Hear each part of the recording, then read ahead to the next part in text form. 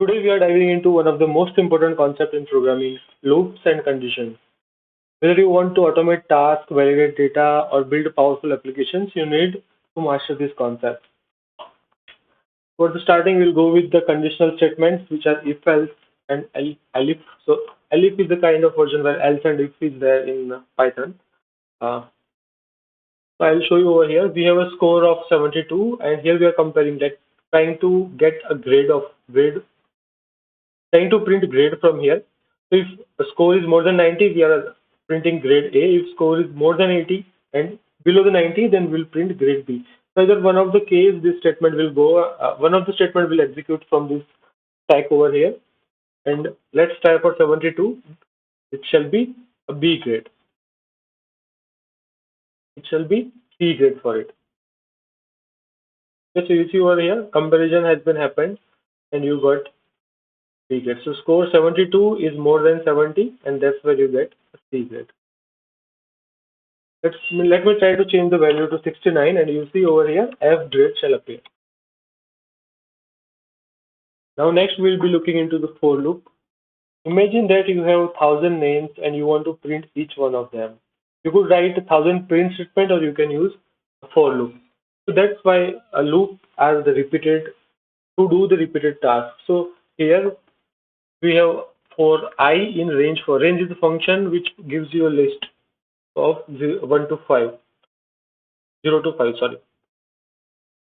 For the for loop, we have an example of for loop with the range and for loop with the list. So you know the range function. Range function provides me for range 5, it will provide me a list of integers from 0 to 4 and we'll iterate on top of that with the I indexing. I will be the pointing to the index and here we have a print statement. And this is a new thing which you might be seeing it. So this is an AND operator. So this will decide that at the end of the line, end of this print statement, what you want to. By default, there is a new line. If you keep AND equals to space, then there will be a space. If you put AND equals to dash, then there will be a dash will appear. We'll see that through the example. And then here we are printing I. Here we are printing a new line basically.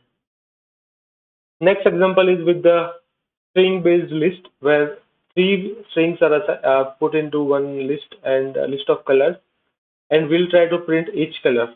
Okay, let's try to run this example.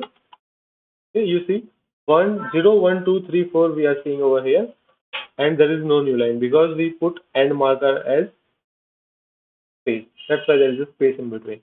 And then for color, if you see, we print color red, green, and blue. There is a new line at each print. So if you want to change this, you can change this like this. And equals to, you can put comma space. Okay, so that way it will look in one line. You see over here, red, green, and blue has came into one line.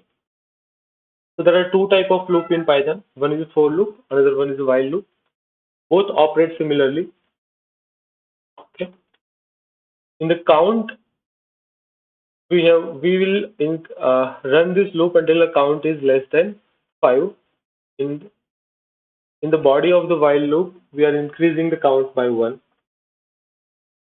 So you see over here, this is my loop operator. Here, this is my condition. Till this condition, I need to loop, and then there is a colon which indicates that from here onwards, body will start. And after giving you one tab, you can give it to body. Okay?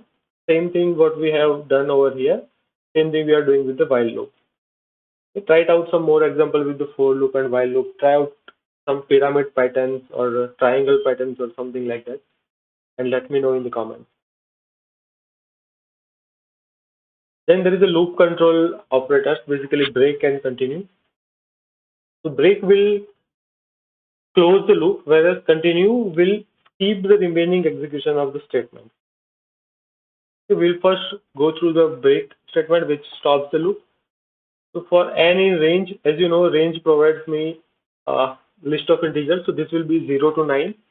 And I want to exit at when n reaches to 5. Okay. And similar print statement we have used. And then there is a continue to skip the next iteration. Skip the iterations below. So if you see similar n range 10 we have, and if n is modulo 2 equals to 0. So for even elements, we don't want to print. We want to print only odd elements. Let me try to run over here. You see over here 0, 1, 2, 3, 4 has been printed over here.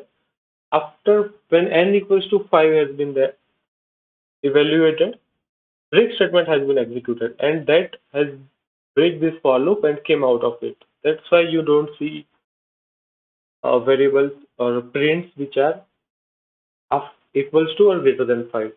Whereas in the continue example, we continued whenever we detected that there is a even element. So that's why you don't see an even print. So we'll look into next enumerate and zip example.